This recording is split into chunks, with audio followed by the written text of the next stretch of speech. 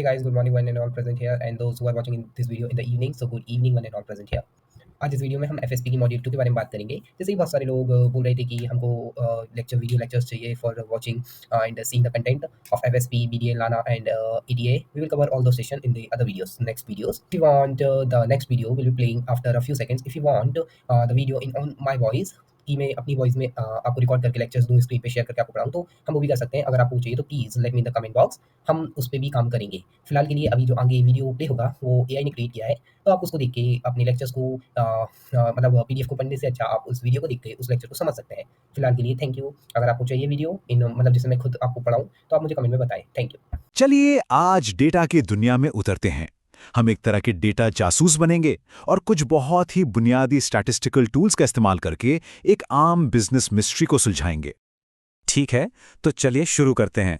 हमारे सामने एक केस फाइल है जिसमें बस कुछ नंबर दिए गए हैं। अब सिर्फ इन कच्चे नंबरों को देखकर ये बताना तो नामुमकिन है कि असल में चल क्या रहा है।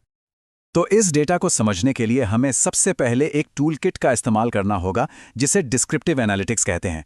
इसका सीधा सा मतलब है ये पता लगाना कि आखिर हुआ क्या। तो हमारा पहला कदम होगा एक टिपिकल यानी एक आम वैल्यू ढूंढना। हमारे डेटा का सेंटर क्या है। ऐसा करने के लिए हम सेंट्रल टेंडेंसी के मेजर्स का इस्तेमाल करते हैं। सबसे पहले आता है मीन यानी माध्य। ये वही क्लासिक एवरेज है जो हम सबने स्कूल में सीखा है। सारे नंबरों को जोड़ो और जितने नंबर हैं उनसे डिवाइड कर दो। सिंपल। इसे डेटा की दुनिया का एवरेज जो या आम आदमी समझ सकते हैं। जैसे कोई बिजनेस एनालिस्ट इसका इस्तेमाल ये पता लगाने के लिए कर सकता है कि लोग एक वेब पेज पर औसतन कितना समय बिता रहे हैं। इसके बाद आता है मीडियन यानी मध्यका।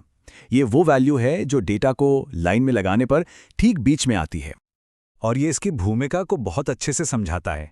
ये बीच का बच्चा है। सोचिए, एक डेटा साइंटिस्ट इसका इस्तेमाल एक आम घर की कीमत पता लगाने के लिए करता है, जिसमें वो कुछ बहुत बड़े आलीशान बंगलों की कीमतों को नज़रअंदाज कर देता है। और आखिर में है मोड यानी बहुलक। ये तो और भी आसान है। ये वो वैल्यू है जो डेटा में सबसे ज़्यादा बार आती है। ये डेटा सेट का सबसे पॉपुलर किड है। ये पता लगाने के लिए बहुत बढ़िया है कि ऑफिस में कौन सी चीज़ सबसे ज़्यादा मंगाई जाती है या कौन सा प्रोडक्ट सबसे ज़्यादा बिकता है। लेकिन कभी-कभी ये शुरुआती सुराग हमें गुमराह भी कर सकते हैं और यहीं हमारी जांच में एक मजेदार मोड़ आता है। जरा दो क्रिकेट टीमों और उनके हाल के स्कोर्स पर नजर डालिए। बस एक नजर देखने पर ही ऐसा लगता है कि दोनों का प्रदर्शन काफी अलग है ना? तो अगर किसी एनालिस्ट से पूछा जाए कि कौन सी टीम ज्यादा कंसिस्टेंट है, ज्यादा भरोसेमंद है, अब यहां एक बहुत दिलचस्प बात है। टीम ए का मीन स्कोर है 30 और टीम बी का मीन स्कोर वो भी 30 है। मतलब हमारा एवरेज जो तो कह रहा है कि दोनों टीमें एक जैसी हैं, पर हमारी आंखें तो कुछ और ही कहानी बयां कर रही हैं। ऐसा इसलिए होता है क्योंकि मीन जो है वो आउटलायर्स से बहुत जल्दी प्रभावित हो जाता है। आउटलायर्स मतलब बहुत ज़्यादा हाई या बहुत ज़्यादा लो वैल्यू। जैसे मान लीजिए, स्टूडेंट से भरे एक कमरे में किसी सीईओ की सैलरी भी जोड़ दी जाए तो उस कमरे की एवरेज सैलरी बहुत ज़्यादा हो जाएगी, जो कि सच नहीं है। तो यहाँ सबसे ज़रूरी बात यह है कि हमें थोड़ा और गहराई में जाना होगा। हमें डेटा के फैलाव को, उसके स्प्रेड को समझने की ज़रूरत है और यहीं पर मेजर्स ऑफ डिस्पर्जन यानी फैलाव के माप काम आते हैं। और इसके लिए सबसे ज़रूरी टूल है स्टैंडर्ड डेविएशन यानी मानक विचलन। इसे फैलाव का गोल्ड स्टैंडर्ड माना जाता है। यह हमें बताता है कि डेटा पॉइंट्स अपने मीन यानी औसत से कितनी दूर दूर तक फैले हुए हैं। अब ये सुनने में थोड़ा मुश्किल लग सकता है, पर इसका कॉन्सेप्ट सिंपल है। यह असल में औसत से औसत दूरी निकालने का एक तरीका है। इसमें एक चालाकी ये की जाती है कि दूरियों का स्क्वायर कर दिया जाता है ताकि जो पॉइंट्स औसत से ज़्यादा दूर हैं उन्हें ज़्यादा वजन मिले। तो एक डेटा एनालिस्ट के लिए इसका क्या मतलब है? अगर स्टैंडर्ड डेविएशन कम है, मतलब डेटा एक जगह इकट्ठा है, तो नतीजे भरोसेमंद और प्रिडिक्टेबल हैं।